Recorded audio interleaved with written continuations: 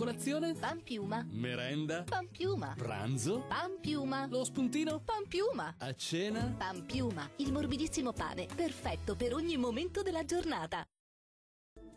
Sole prevalente, precipitazioni quasi del tutto assenti, se non per qualche debole e isolato fenomeno solamente sui rilievi veneti e friulani. Vediamo il dettaglio.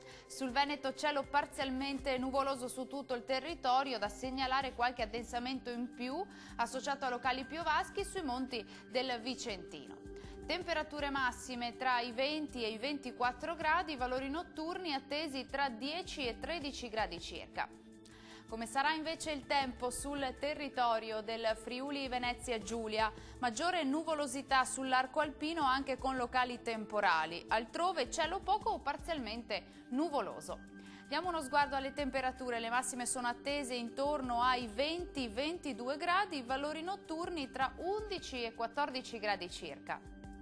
Concludiamo con uno sguardo alla situazione del Trentino Alto Adige.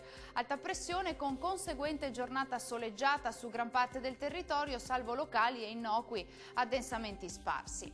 Temperature massime attese intorno ai 24 gradi, valori notturni tra 8 e 9 gradi circa. Il mare sarà quasi calmo, localmente poco mosso nella laguna di Venezia, i venti invece saranno moderati da sud-est. Per oggi dal Meteo è tutto, arrivederci.